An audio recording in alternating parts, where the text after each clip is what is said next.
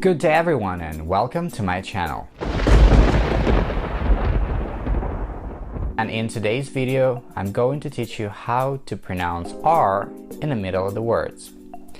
So before we dive right into it, I just want to let you know that R, as you see it in the dictionary, is only pronounced fully in the beginning of a sentence. For example, in the question like, are you okay? Because there are no any other words in the beginning or before the R, you don't have to really reduce it, and that's why you say it R. And in the cases when the R is in the middle of the sentence surrounded by other words, in that case you do have to reduce it to sound more native and to be able to be understood easily. So imagine that you have an R and then there are no A or E, and you have to deal with only one letter, R, and as you can remember, the R letter is pronounced as sound. In case you forgot how to pronounce the sound properly, check out my other videos in the playlist American Accent. There are 3 or 4 videos where I describe in details how to pronounce this particular American sound. And after you master this sound, you could try blend it into your sentences, and I swear your English will sound more natural and foreigners will be able to understand you better. Okay, so let's take a look at our first example. What are you doing? What are you doing? Well, here the word R is blended together with what? Water.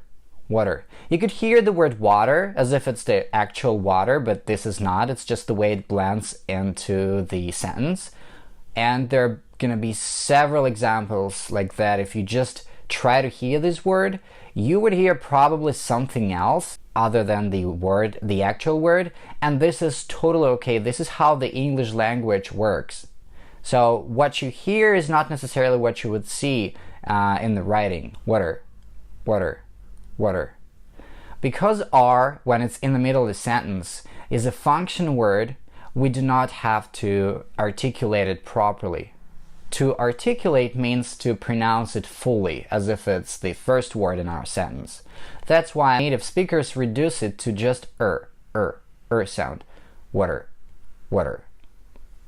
Function words do not convey any meanings, and besides R, we have do, we have can, we have had, which are also function words and are always reduced in a sentence when you speak.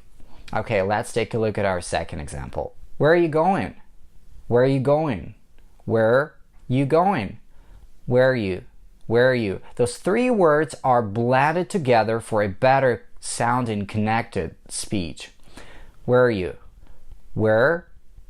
You have where and you have sound, so when you connect them together, you have to stretch those 2 R letters. Okay, let's take a look at our third example. The third sentence is a very popular way to greet people, proper way to say hello. How are you? How are you? How are you? In order to connect how and here, you have to put what sound in between. How are you? And remember that you here is a very important word. This is the word that conveys a meaning, and we have to pronounce it a little bit louder. How are you?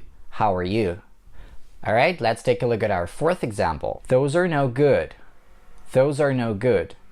You would say this sentence in a situation like when you try to choose something, or someone is asking for your opinion and you really don't like something, and you would say those are no good. Those are. That's the way you connect R here with the word those. Those are no good. Those are no good. Let's take a look at our fifth example sentence. How are you doing? How are you doing? How are you? These are probably the most popular ways to say hello other than hello itself. So how are you doing? How are you doing?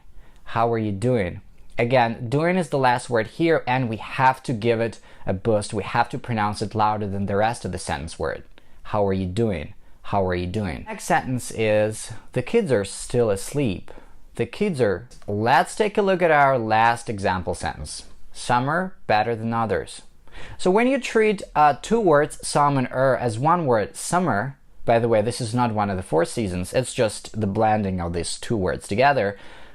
Some are better than the others. You would get really good sounding sentence. And I advise you to treat those words or chunks or even expressions as one big long sound rather than just words on a paper that you blend together. By doing so, it would be easier for you to learn how to connect them and sound more natural. Alright, let's go over our example sentence one more time and practice, because remember, practice makes perfect. What are you doing? Where are you going? How are you doing?